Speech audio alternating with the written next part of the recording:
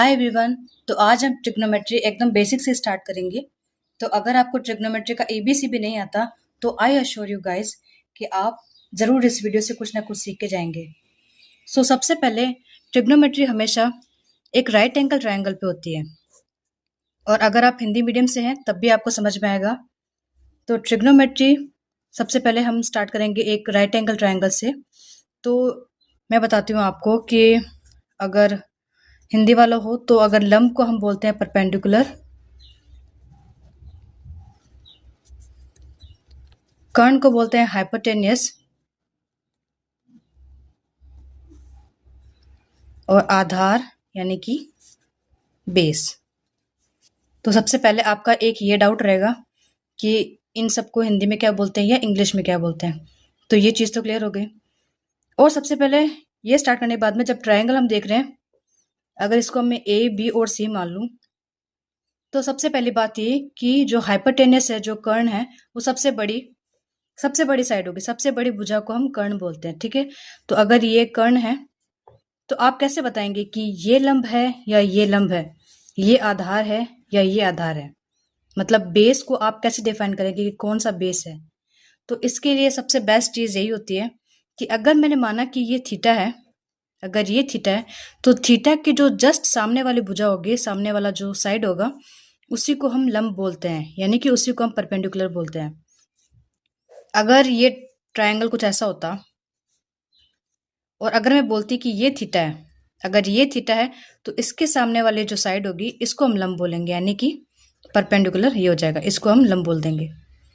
तो जो बच गई वो हो जाएगा आधार, यानी कि इस ट्रायंगल में तो जो आधार हो गया वो ये हो गया, यानी कि बेस।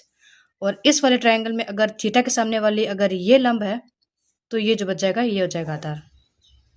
ओके, तो हम एक क्लियर डायग्राम बनाते हैं कि अगर ये है राइट एंगल ट्रायंगल और ये मान लो कि ये इसका एंगल होगा 90 डिग्री, और अगर ये थीटा हो गया तो इसके सामने वाली जो भुजा होगी इसको हम मानेंगे लंब, जो नीचे वाली हो गई वो आधार, और सबसे बड़ी भुजा होती है कर्ण।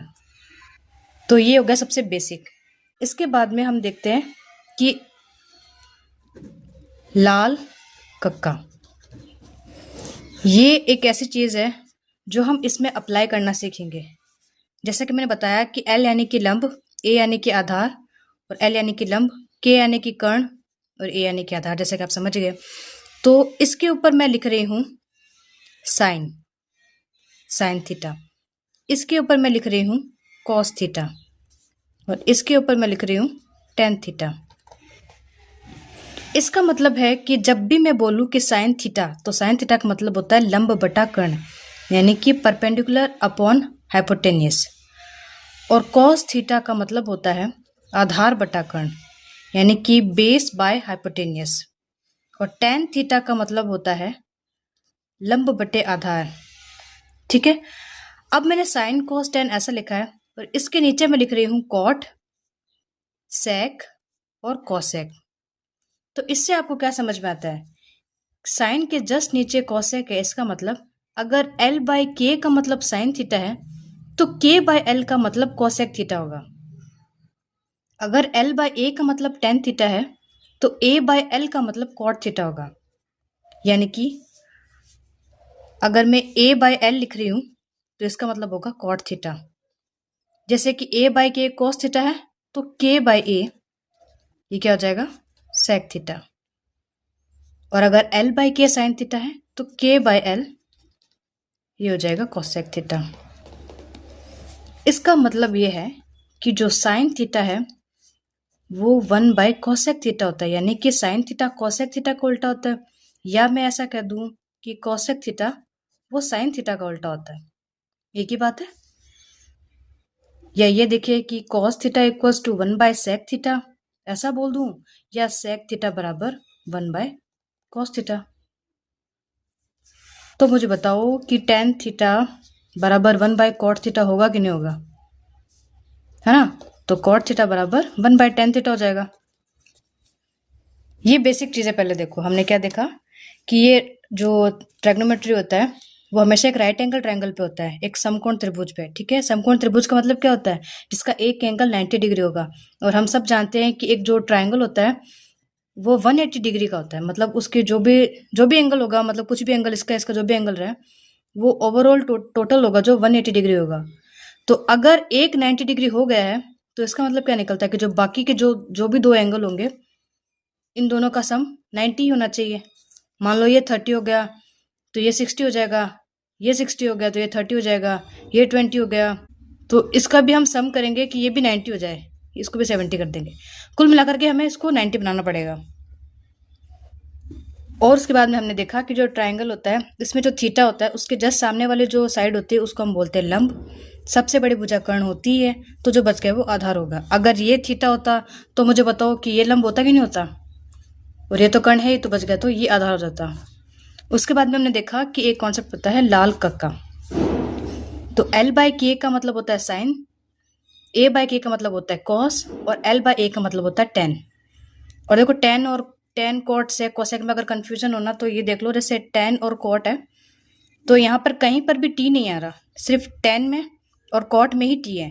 तो इससे आपको पता रहेगा कि टेन का उल्टा तो कॉट है। ठीक है, और बाकी आपको समझ में आ ही जाएगा। और कॉस थीटा का मतलब ए बाय के हो गया, तो सेक थीटा का मतलब के बाय ए हो जाएगा। ठीक है, इसका मतलब ये समझ में आता है कि ये साइन कोसेक का उल्टा है और कोसेक साइन का उल्टा है। ठीक है, तो अब हम लाल कक्का को अप्लाई करना सीखते हैं।